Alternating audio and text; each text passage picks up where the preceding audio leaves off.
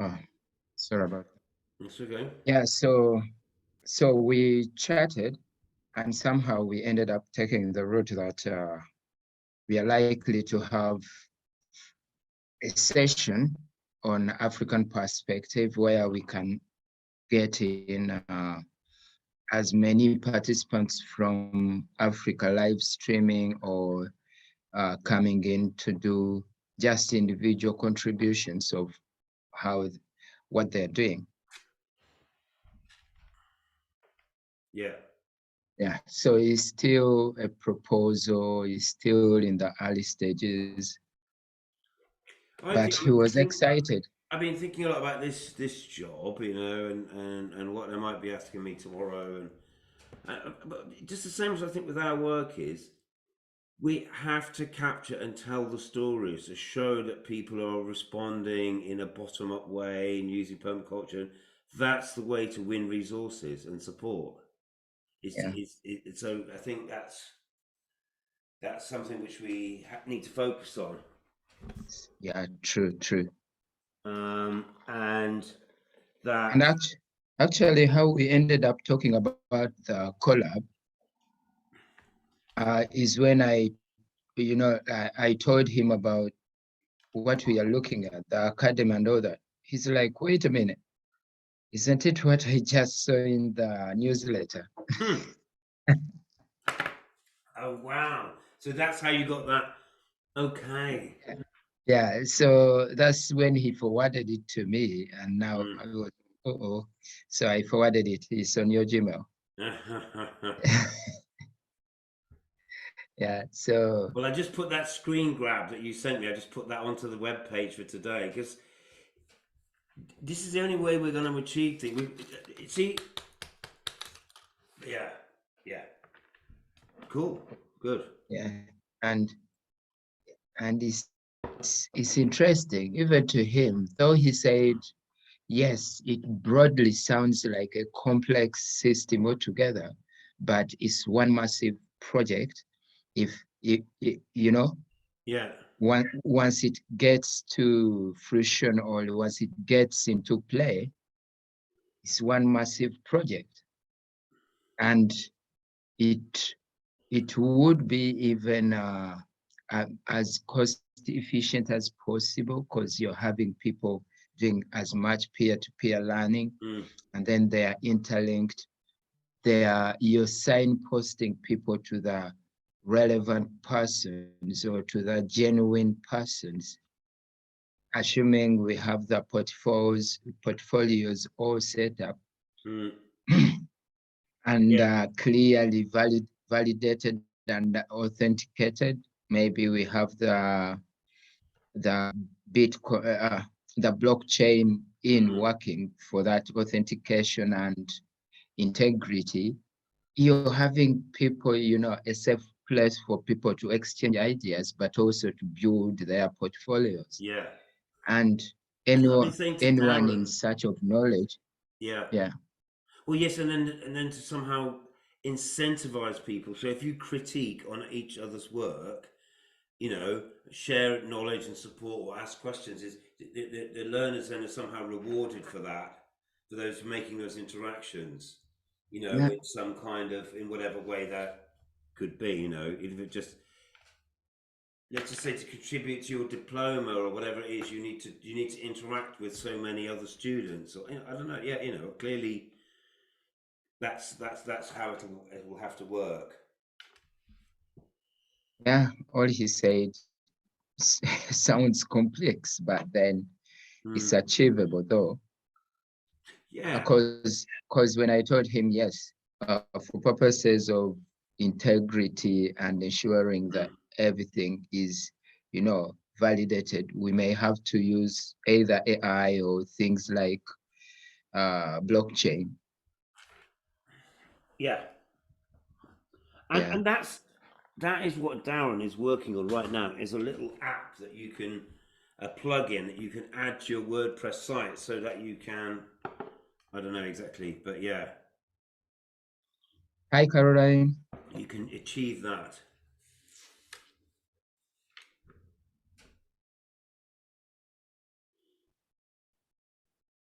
Yeah, so but it's really massive, and because however much the collab is doing something, but for them they are not so much into peer-to-peer learning or building up actual case scenarios or case studies.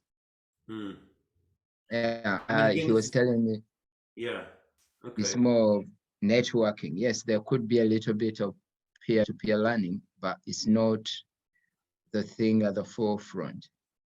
I think for some people, especially like Western minds, is everything becomes an information network on a computer, and then actually, but is we want to change soil. We want it's gonna we want we're operating in the tangible world. Really, you know. Yeah. Yeah, we want to facilitate actual changes.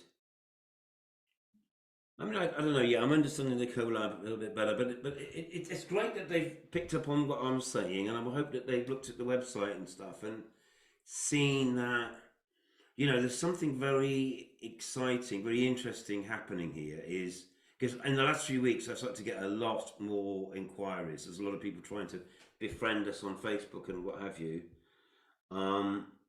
and part of our question is going to be like for our design is how are we going to keep this going, or what do we intend to do beyond the end of this course, and that I think in terms of this design project, as Sector 39, we should be really thinking about what have we learned from this process, how are we going to take that forward, and how can we sort of provide ongoing support for people, because that's and what happens is people keep wanting to come along. There's people say, can I join now? And I've said to a couple of people, look, wait till we've finished and then we'll start again. But I don't know whether we don't need to. Well, these are the questions that we need to think about. Is we've now created all of these online lessons, so maybe and I've posted all of the PowerPoints on the as PDFs, so it couldn't be more accessible than it is right now. Yeah. And then maybe if people can look at the materials and then come back to us with questions and case studies, and that maybe that's how we build and maintain the momentum.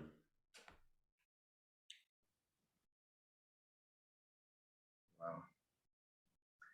There is there is lots and lots of potential with this, and then it's one thing that fits in, because I was looking at it alternatively. However much we're looking at it as something targeting the African, participants and practitioners, but then there is potential way beyond.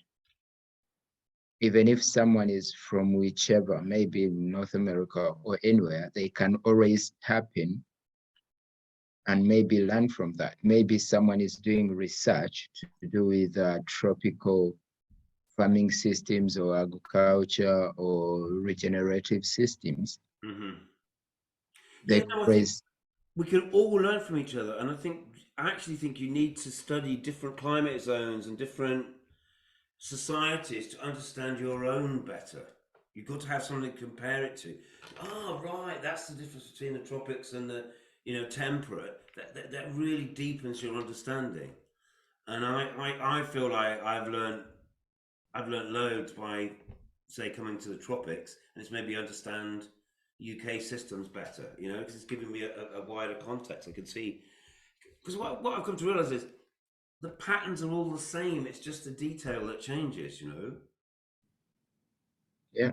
And as much, and also, it's a lot of people say to me, "Well, Steve, what do you know about tropical agriculture? What can you teach all these Africans about tropical agriculture?" And I was like, "Well, nothing. I don't know anything about tropical agriculture. But what I do know is the processes, and so I can and everyone who's in the tropics, they know loads about tropical agriculture."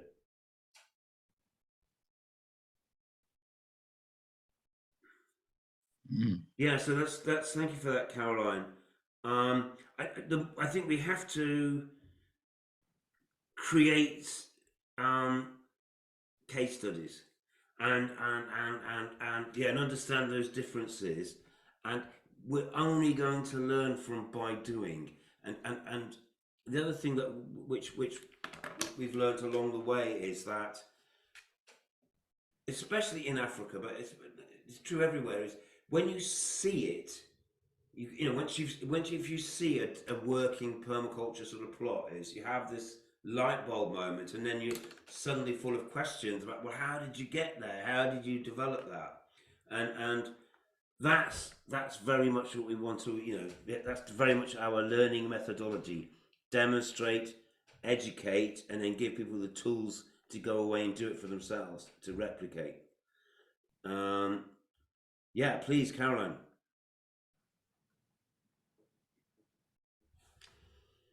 Hi, Caroline. Hmm. Yeah, unmute. You're muted.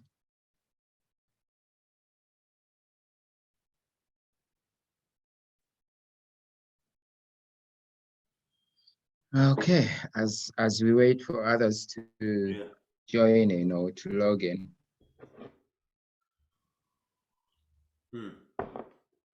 We'd love to hear from you, Caroline, when you're ready. Oh, let's see. Oh, actually, that's what you're requesting. Okay, can I do that?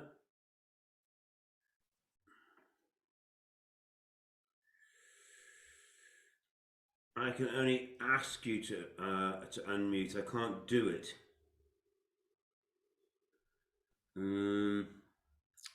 Frustrating.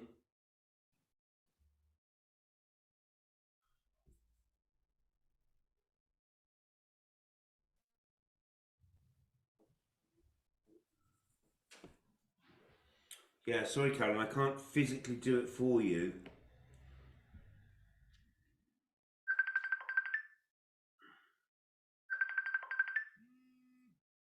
Who's that?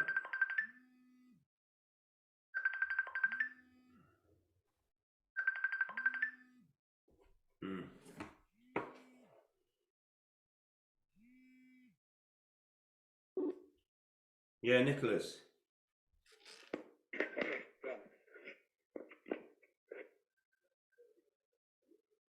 Yeah, I think you got your thing came. Hello. Hello, Nicholas. Okay, I'm sorry, sir. It's like I'm on YouTube, but I will want to join through Zoom, but I've forgotten my book where I've written. Okay, all right. Let me find you the Zoom link. I think you have to register. So, oh, hang on. Can you send me the meeting ID? Yeah. I'll do that right now. Yeah, because the password I have mastered it on my mind.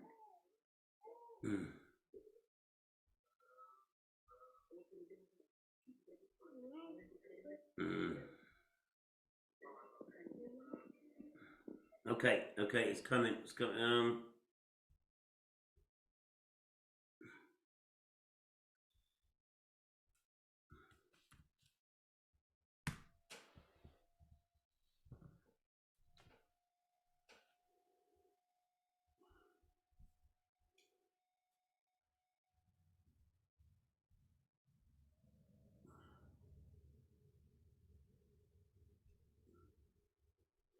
Okay, I think Nicholas is coming to join us. So. Watch out for that. I'll make you co-host as well, Gerald. Okay, Steve.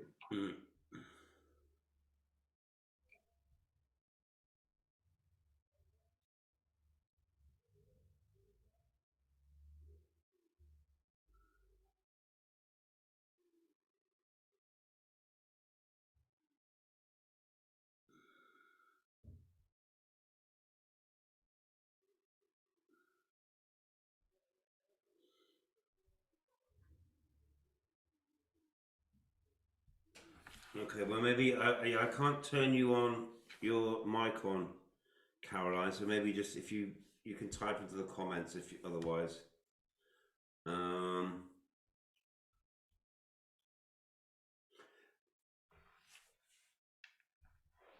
So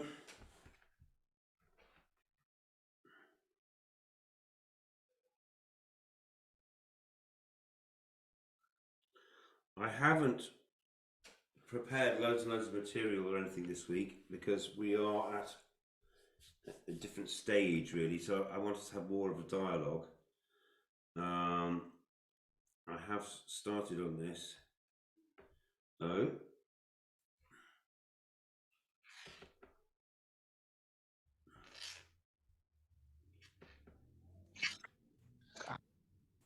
Okay.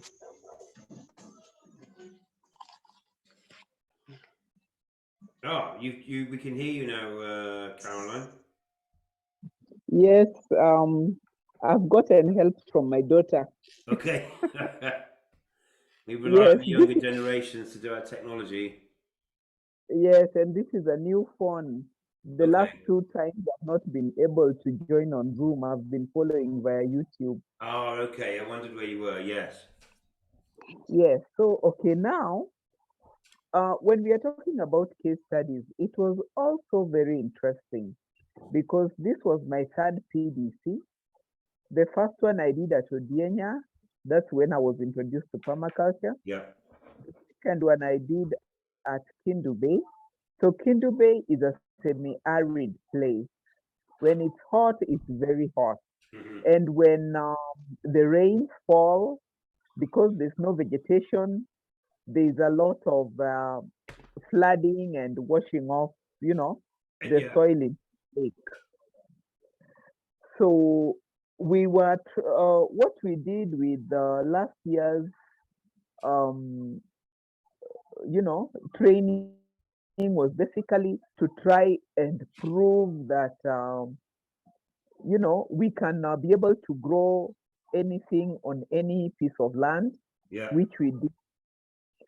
But this time around, it was also very different.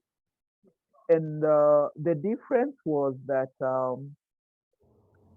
here there's a lot of rain, so it keeps on flooding and Yes. washing off into the rivers. So it was all very interesting because with the use of swales and check dams, we were able to stop because even while we were doing this, it was still raining. Yeah. And the ladies we were training could not believe that in just by the check dams and the swales, we managed to stop the flooding on the particular piece of land where we were doing the PDC. Right. We even reclaimed some parts of land which was badly eroded by taking topsoil from somewhere, from the place where we were sinking a shallow well. So we took a mixture of I think the topsoil.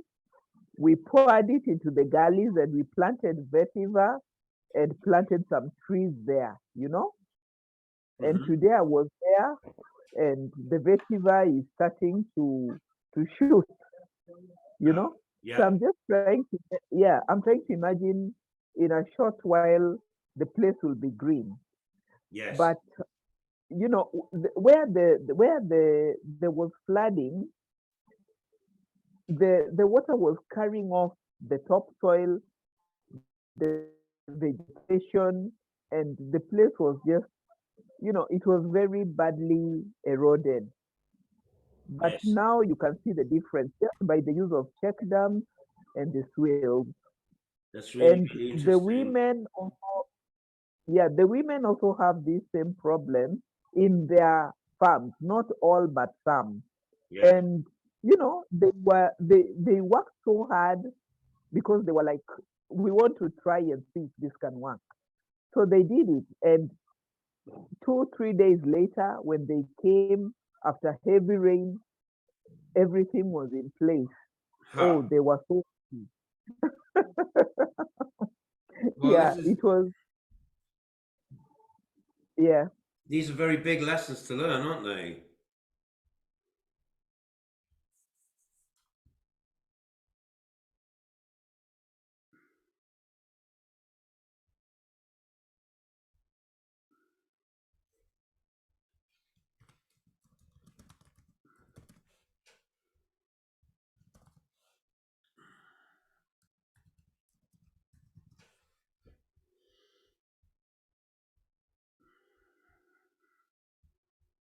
Okay, so I'm just still writing my PowerPoint as we speak.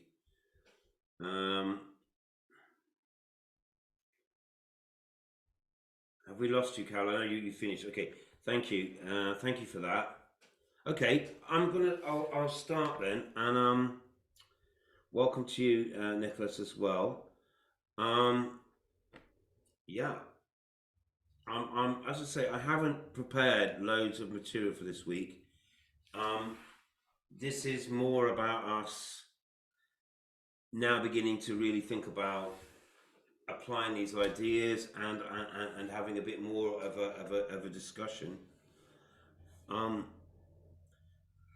So this is session 18. Welcome to session 18 of our 24-part PDC. That means we've got 6 more to go.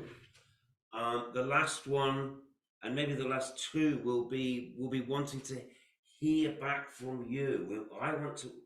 This all works on feedback.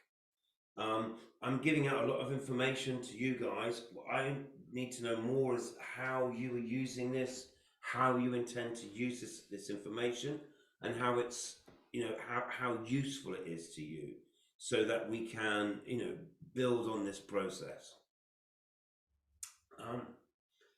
So session 18 we're still on principle 9, which is the one about small and slow solutions. Slow and steady wins the race.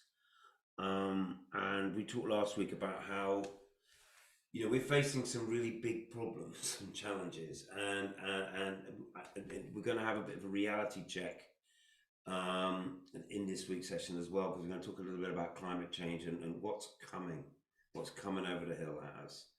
And but in whatever form, we're trying to design and learn from nature to build resilience. And the definition of resilience is the ability to withstand external shocks. So we build up our little lives, our little communities, and then things happen in the outside world and they impact on us. How are we going to withstand that? What kinds of shocks might we expect? In what form might they come? How are we going to use the knowledge that we've been discussing over these weeks? There's no point in learning all about permaculture and then not using it. We're doing this so that we can apply these ideas and work with them. And in that process, we're going to learn as well.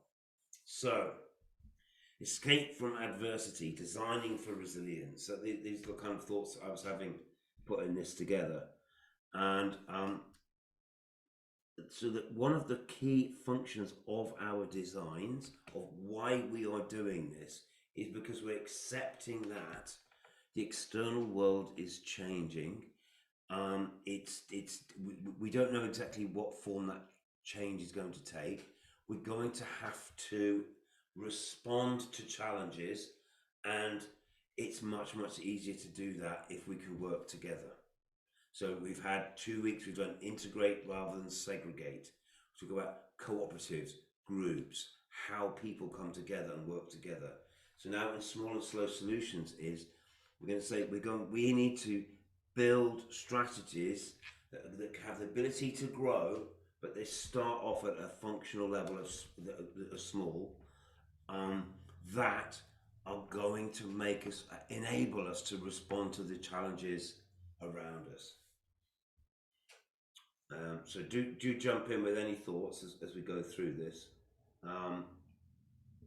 So firstly, I wanted to share this image, and this is a burning wicker man, and I put this in because we're just at the season of Beltane, and in the sort of Celtic calendar, and how our ancestors here in the West thought about this time of year, this beginning of May the 1st, that it's halfway between the spring equinox and the summer solstice.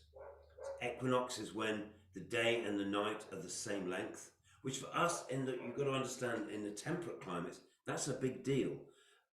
because in the winter it's mainly dark, and in the summer it's mainly light. And at that point, when it changes, that's when the winter starts to end and the plants start to come back to life. At the point of Beltane, which is halfway between equinox and the summer solstice, that's when the sun's at the most northerly part of its journey. When it comes to comes up to the Tropic of Cancer, that's when everything starts growing here, and that's at our midsummer point. So Beltane, very, very early May, that's when we officially move out of winter and into summer, and when everything starts growing. So this is our main growing season here in the West. And the tradition that comes from our ancestors here is to entreat nature. This is when the people would have prayed, and they would have done rituals, and they would have done gatherings about asking for a successful harvest, asking for a bountiful season of production. And our ancestors would have done rituals that brought them together so that they felt like they were together. And so we're still thinking about things that are unifying. And as we face the productive growing season, we want it to be bountiful.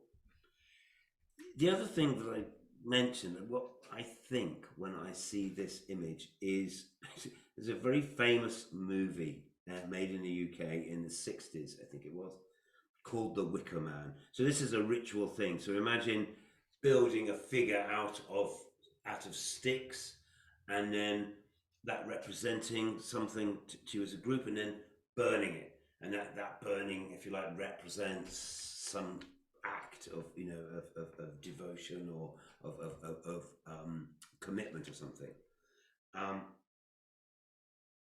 So and the theme of, so it's a very famous, it's like a horror film, it's a scary film, and it's called The Wicker Man, and it's very, very famous. Like almost everyone in the UK would know about this film.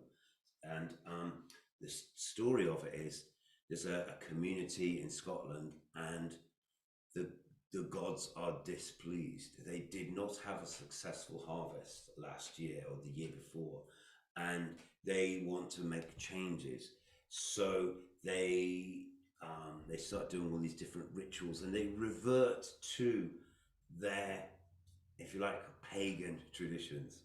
And it's a horror film, and it ends up with the police send a policeman to go and see what's going on the island, and the islanders decide to sacrifice the policeman, and they put him inside the Wicker Man. And the film is all about whether they're going to burn him and stuff like that. So what that made me think about is, more seriously, is when things go wrong, when we face adversity, people can respond in very strange ways, and maybe inappropriate ways. It might be things that are divisive or destructive.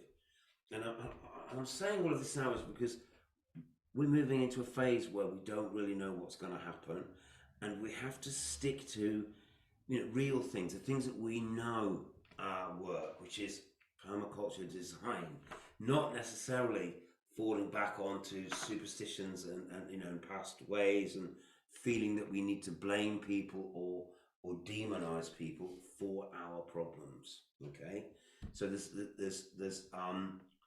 a kind of a message in that which I've been thinking about, which is like, what happens to community when things go wrong or when things are challenging. So anyway, I bring my Beltane greetings to you, and we are anticipating a period of abundance, of productivity, of growth. I've seen lots of pictures of people planting as well away in Kenya and Uganda, so in some ways we are planning and building our relationship with nature, with the nature gods, the forces of nature around us. And we're doing that in a thought out and deliberate way through our permaculture design.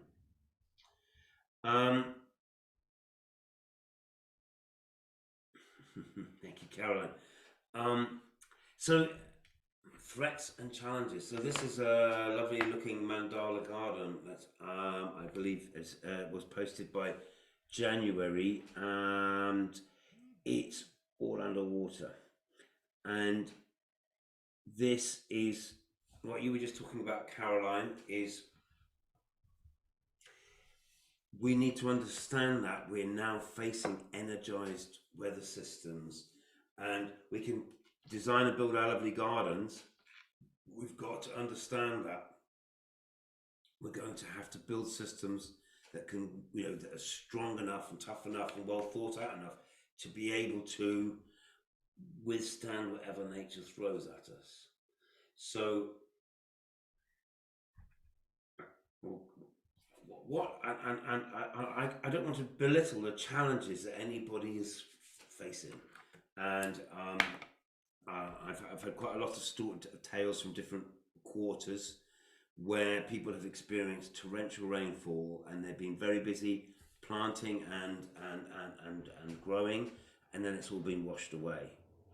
So this is what I have to say about that, and say not to trivialize what anyone is going under, is we have to observe. Chris Dixon, my permaculture mentor, said to me, you have to observe your land at the extremes of the weather. So we need to really understand what it looks like when it's really dried out, at the end of the dry season, we've not had rain for a long time. We need to understand what it looks like, what happens if we get a very heavy torrential downpour, to try and be fixing things when it's already, when the rain's already coming, it's too late to avoid the worst of the damage. So let's go back to our principles. We have to constantly be observing and interacting, because there's new information coming all the time.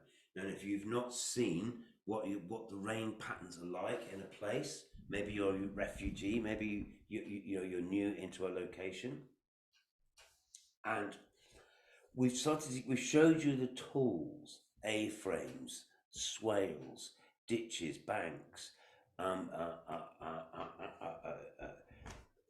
strategies that we can start to put in front, raised bed systems, so that mixtures of annual and tree crops and polycultures, using combinations of strategies, all of that is what builds resilience. We're not relying on one approach or one crop. When we have these events, it's absolutely crushing to see your hard work get washed away. I understand. But this is going to happen again. We can't just be praying that it isn't going to happen, because it is going to happen. So think about all the examples that we've shown you: ridge and furrow, raised beds and keyhole beds, constructed raised beds. We showed you floating gardens. We've thought a lot about how, I've told you, water always flows downhill, so you can predict where it's going to go. If you understand the shape and